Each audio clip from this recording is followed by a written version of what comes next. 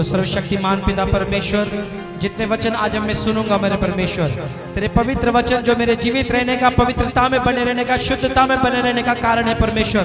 तेरे पवित्र वचन मेरे हृदय की गहराई में जाए और ये 100 का 100 गुना फल लेकर आए। अंधकार की शक्ति इन वचनों को चुरा न सके। मुझे ग्रेस दे, अनुग्रह दे, ताकि मैं तेरे वचनों को सुनकर 100 का 100 गुना फल लेकर आऊं। बोलो सर्वशक्तिमान परमेश्वर, तेरे वचनों को मैं सुनकर 100 का 100 गुना फल लेकर आ सकूं और मेरा फल बना रहे परमेश्वर।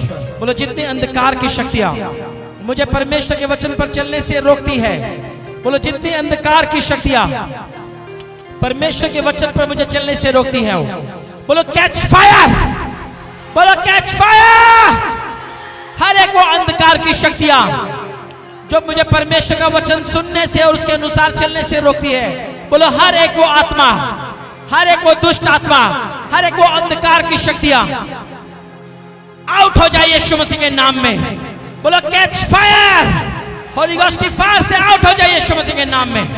पवित्र आत्मा की आग से आउट हो जाए यीशु मसीह के नाम में। प्रभु यीशु मसीह के सामर्थी नाम में मांगते हैं। आमीन। ऊंचा बरकत ऊंची, हालेलुया, आमीन। अपने पड़ोसी को देखो, बोलो परमेश्वर ने आपको चुना है फल लेकर आने के लिए और बेस्ट फल लेकर आने के लिए। बोलो परमेश्वर ने आपको चुना है रिजल्ट लाने के लिए और अच्छा रिजल्ट लाने के लिए। आमीन, हालेलुया। बाइबल में ऐसा लिखा, बाइबलों, हमने परमेश्वर को नहीं चुना। आप भी ध्यान से सुनना, आप भी अपने आप से नहीं आए हो, आप परमेश्वर के योजना के तहत, उसके परमेश्वर की योजना के अनुसार आप लाए गए हो। हालेलुया, आमीन। और बाइबल ऐसा कहती है कि हमने परमेश्वर को नहीं चुना, लेकिन परमेश्वर ने हमें चुना ताकि हम फल लेकर आ सके और बेस्ट फल लेकर आ सके। फल यानी बेस्ट रिजल्ट, अच्छा रिजल्ट। अब सब जानते हो बाइबल में, अगर अच्छा रिजल्ट नहीं आता, यानी बंदा अगर कोई 10वीं में, 12वीं में या कोई भी क्लास में अगर वो फेल हो जाए, अगर वो फेल हो जाता है तो अच्छा रिजल्ट आता है। अगर वो फेल हो जाए तो कहने की बात उसको इज्जत मिलती है कि इंसल्ट मिलती है? बोलो, इंसल्ट ही मिलती है ना। लेकिन अगर अच्छा रिजल्ट आए, अगर आपने टॉप कर दिया 10th में, 12th में या जो भी, तो कैसा रिजल्ट आएगा? तो कैसा, क्या आपको मिलेगा उस समय? इंसल्ट मिलेगी कि आपको इज्जत मिलेगी? बल्कि आपकी इज्जत और बढ़ जाती है। समझ में आया कि नहीं बाइबल? इसीलिए परमेश्वर ने भी हमको चुना है ताकि हम फल लेकर आ सके और हमारा फल बना रहे, यानी हम बेस्ट रिजल्ट लेकर आ सके, बेस्ट रिजल्ट, अच्छा रिजल्ट लेकर आ सके। आमीन। फिर से अपने बाइबल को बोलो, सर्वशक्तिमान परमेश्वर, जितने वचन आज मैं सुनूंगा ये मेरी जिंदगी में 100 का 100 गुना फल लेकर आए। अंधकार की शक्ति इन वचनों को चुरा न सके। प्रभु यीशु के सामर्थी नाम में मांगते हैं, आमीन। एक बार तारीफ करो परमेश्वर के वचन के लिए, परमेश्वर को थैंक्स करो भाई।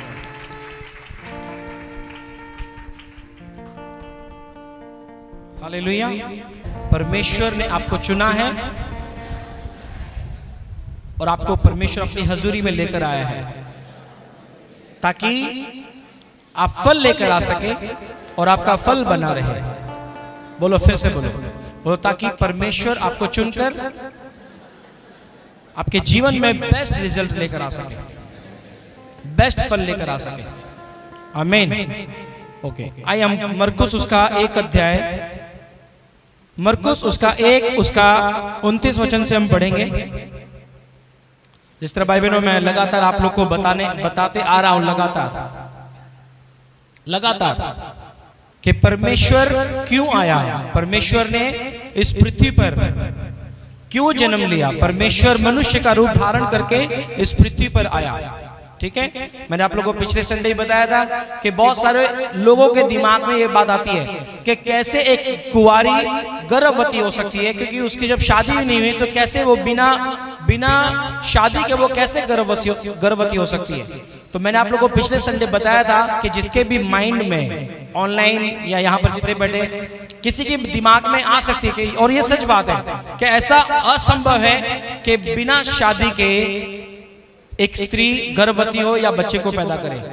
लेकिन भाई बहनों, जब परमेश्वर ने आदम को बनाया, हवा को बनाया, आदम और हवा को बनाया, तो उस समय कोई माँ थी क्या? परमेश्वर ने कैसे बनाया आदम को? मिट्टी से, और उसके अंदर श्वास फूका, है ना।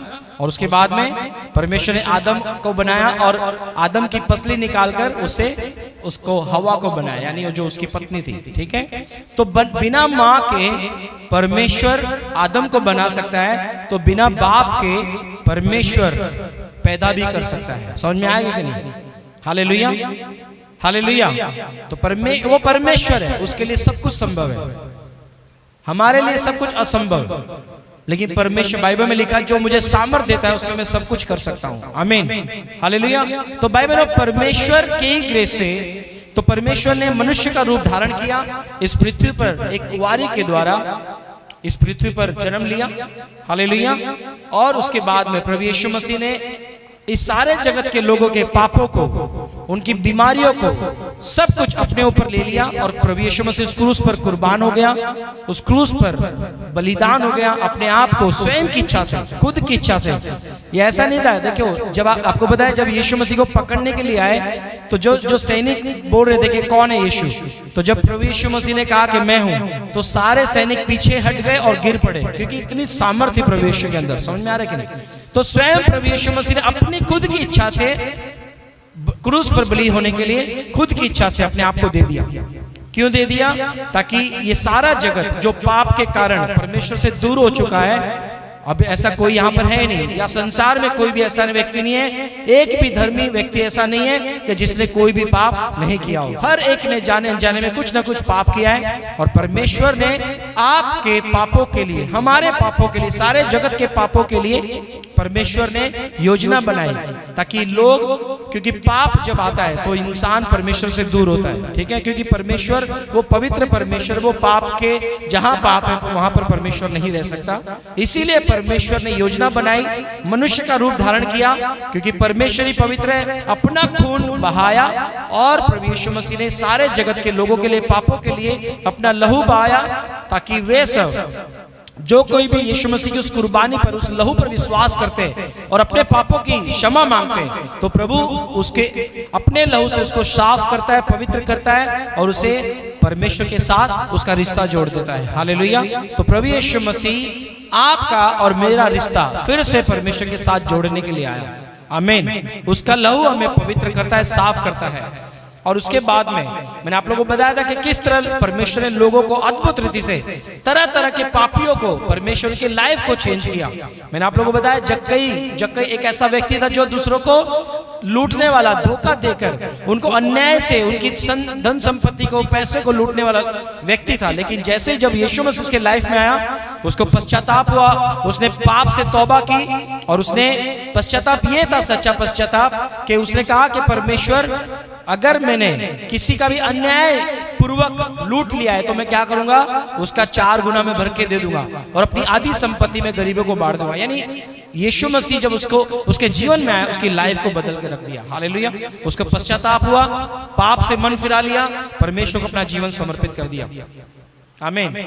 और मैं पिछले एक बुधवार को जब वर्सोवा में हाउस चर्च में हम लोग गए थे, तो वहां पर मैं प्रभु के वचन को बता रहे थे कि एक व्यक्ति था जो गिरा सैनियों में, इतना शैतान ने उसकी लाइफ को बर्बाद करने की पूरी कोशिश करी। बाइबल ऐसा कहती है, आप उसको वचन को पढ़ेंगे, लूका उसका अध्याय में एक बार आ जाओ, लूका उसका 8 अध्याय उसका 26 वचन में जब लिखा, उसमें लिखा, वे नाव खेते हुए गिरासेनियों के देश में पहुंचे, जो झील के उस पार गलील के सामने है। जब यीशु किनारे पर उतरे, तब उस नगर का एक मनुष्य यीशु को मिला, जिसमें दुष्ट आत्माएं थी।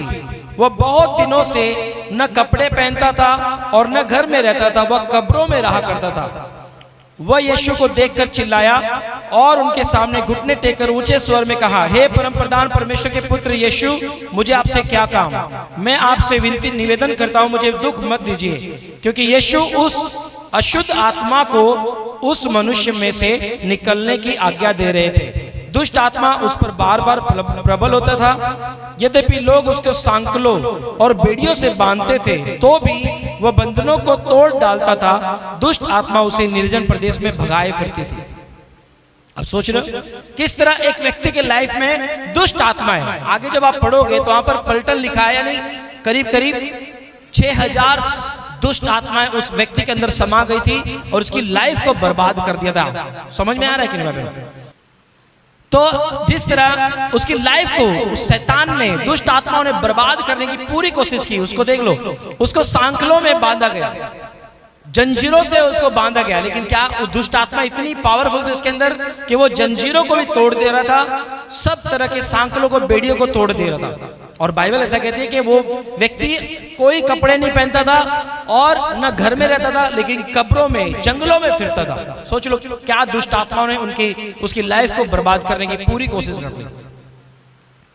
क्या एक व्यक्ति, आप खुद सोच लो कि अगर एक मनुष्य, एक बंदा जिसको कोई सोधी ना हो, क्या बोलते हैं उसको, जिसको कुछ समझ ही ना हो, कहने के बाद कि वो नंगा घूम रहा है, कपड़े तन पे नहीं है और न घर में रह रहा है, कब्रों में घूम रहा है, जंगलों में घूम रहा है, अपने आप को पत्थरों से घायल कर रहा है। आप सोचो उसकी लाइफ क्या हो सकती है, उसकी लाइफ क्या होगी फिर? सोचो, अच्छी लाइफ है उसकी? बोलो अच्छी लाइफ है क्या वो? कितनी समझ में आ रहा है कि नहीं? मतलब शैतान लोगों की लाइफ को इस तरह बर्बाद करने के लिए।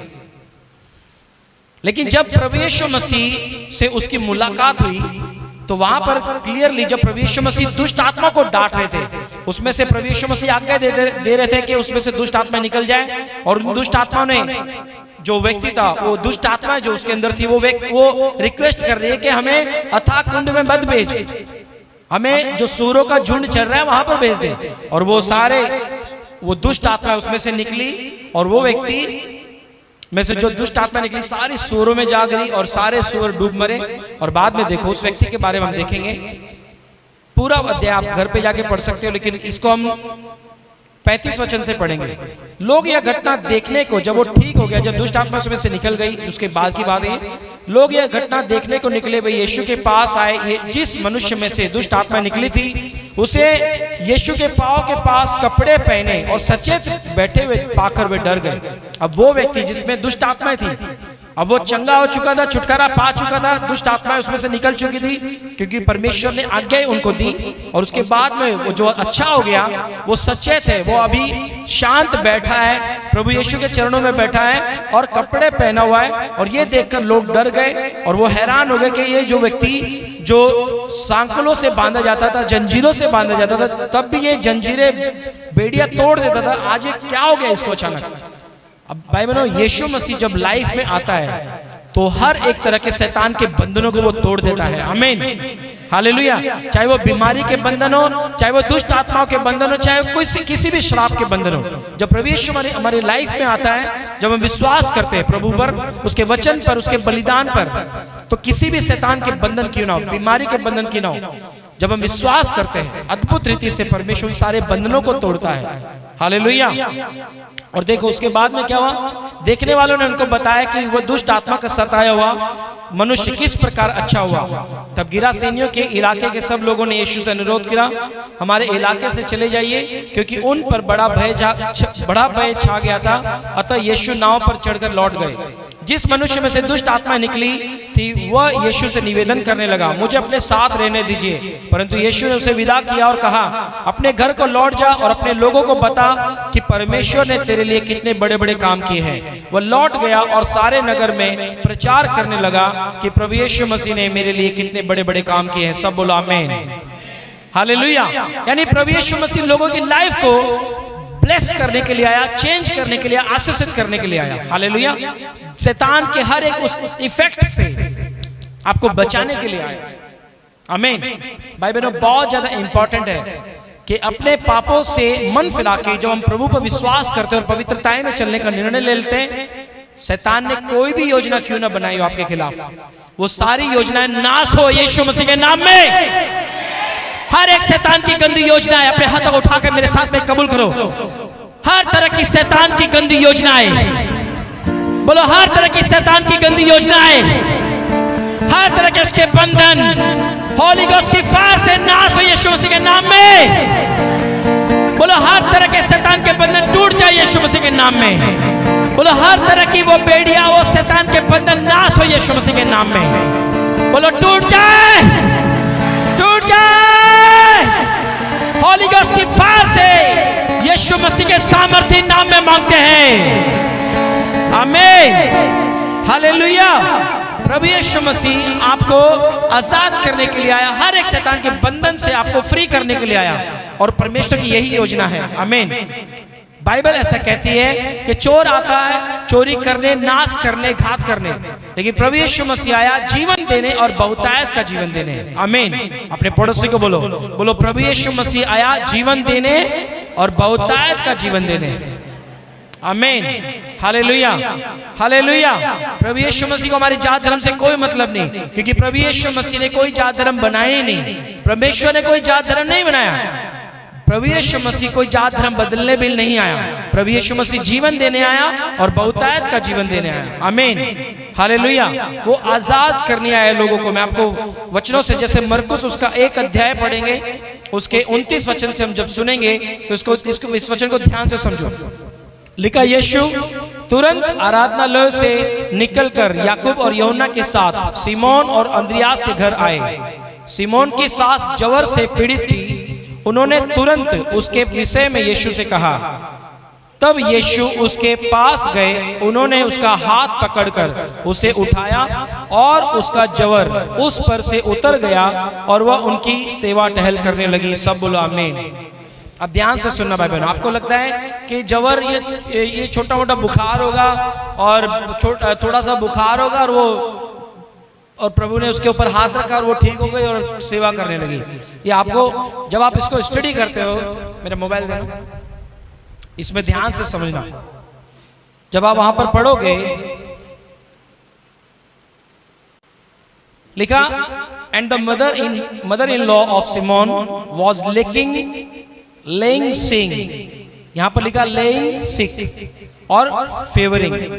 अब जब आप देखोगे, इसका अर्थ जो हम सीखते हैं उसका अर्थ यह है, लेकिन यहां पर अधिक मतलब बिस्तर पर पड़े रहना, बीमारी में पड़े रहना। जो ये ऐसा लिखा है कि छोटा, ऐसा लगा बस ज्वर से पीड़ित थी। वो बीमार थी बहुत ज्यादा, हद से ज्यादा वो बीमार हो चुकी थी उस बुखार की वजह से।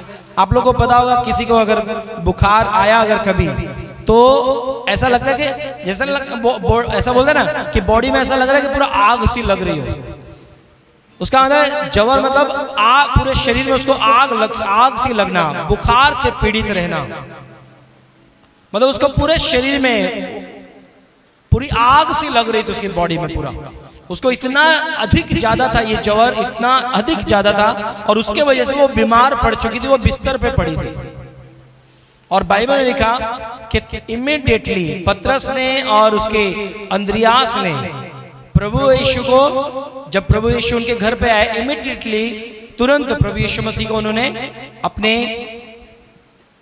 सास के बारे में प्रभु यीशु को बताया। हालेलुया। और ध्यान से सुनो,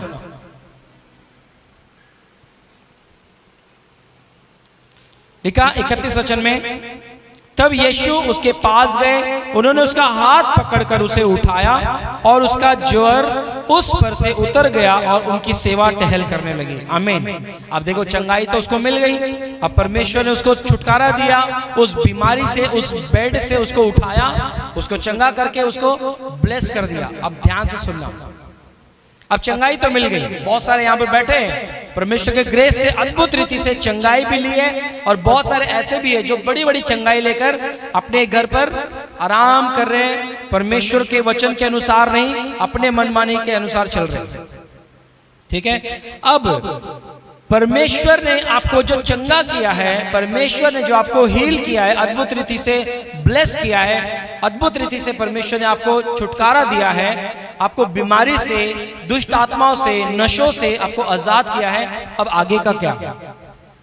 कि परमेश्वर की बस यही इतनी योजना है कि आपको, अगर आपको पूरे बॉडी में अगर सोराइसिस की बीमारी थी तो परमेश्वर ने आपको चंगा कर दिया। अब आप ऐश करो, मजे लो, जैसे मर्जी जी करो, क्योंकि हमने ऐसे जन देखे भाई बहनों, अद्भुत रीति से परमेश्वर ने लोगों के लाइफ में अद्भुत रीति से चंगाई दी, छुटकारा दिया, मरने पर थे और लोग चंगाई पाकर परमेश्वर से आज पाप वाली लाइफ जी रहे हो, कोई नशा कर रहा है, कोई व्यभिचार में।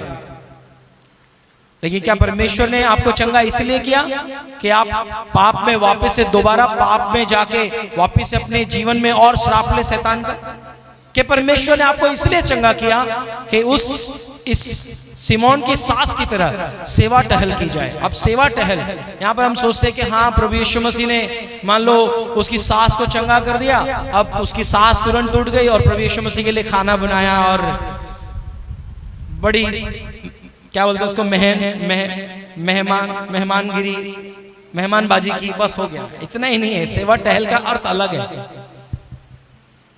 सेवा टहल जब आप उसको देखोगे उसका अर्थ यह है कि वहां पर उपस्थित रहना। सेवा टहल कब की जाती है? यानी देखो अगर आपके घर पे कोई मेहमान आ जाए, ठीक है, आपके घर पे कोई मेहमान अगर आ गए और आप वहां पर उपस्थित रहोगे तो ही उसकी सेवा टहल करोगे ना।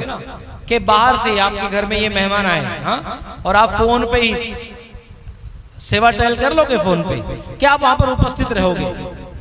उपस्थित रहेंगे। सेवा टहल का अर्थ है, परमेश्वर का ये वचन हमको सिखा रहा है कि अगर परमेश्वर ने मुझको चंगा कर दिया है, बीमारी से आजाद कर दिया है, दुष्ट आत्माओं से छुटकारा दे दिया है, श्रापों से आजाद कर दिया, अद्भुत रीति से परमेश्वर ने मुझे हील कर दिया, अब मैं परमेश्वर की सेवा टहल करूं। सेवा टहल यानी परमेश्वर के सामने उपस्थित रहूं, उसकी हजूरी में रहूं। अपने पड़ोसी को बोलो सेवा टहल यानी परमेश्वर के सामने उपस्थित रहना, उसके नजरों के सामने बने रहना। आमीन। इसको बोलते सेवा टहल करना। सेवा टहल ये नहीं कि अब परमेश्वर ने इसको चंगा कर, आ जाओ। अच्छा तीनों ब्रदर आ जाओ, ठीक है, आ जाओ कोई बात नहीं। मान लो अभी ये ब्रदर आप पहली बार आए, आ जाओ कोई बात नहीं, आ जाओ। मान लो अभी सेवा टहल है, अभी इनको परमेश्वर ने अद्भुत रीति से चंगा किया, ठीक है, इनको प्रभु ने अद्भुत रीति से चंगा किया। मान लो इसको नशे से चंगा किया, इसको बीमारी से चंगा किया, इसको दुष्ट आत्मा से चंगा किया, ठीक है। अब मायने रखता है ये कि अब ये इन्होंने चंगाई पा ली, छुटकारा पा लिया, ब्लेस हो गए, आशीषित हो गए, अब ये नशे से आजाद, ये बीमारी से आजाद और ये दुष्ट आत्मा से आजाद। अब सेवा टहल का मतलब क्या है? सेवा टहल का मतलब ये कि क्या ये अब परमेश्वर के सामने उपस्थित रह रहे या फिर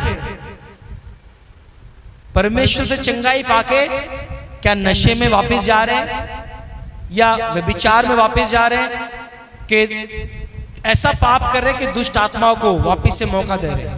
क्योंकि बाइबल में ऐसा लिखा है, बाइबल में कि अगर एक दुष्ट आत्मा निकल जाती है तो वापस से दुष्ट आत्मा आके देखती है उस बंदे को कि हाँ अब ये झाड़ा बुआ रहा है, अब ये साफ सुथरा है, और क्या करती है वो दुष्ट आत्मा?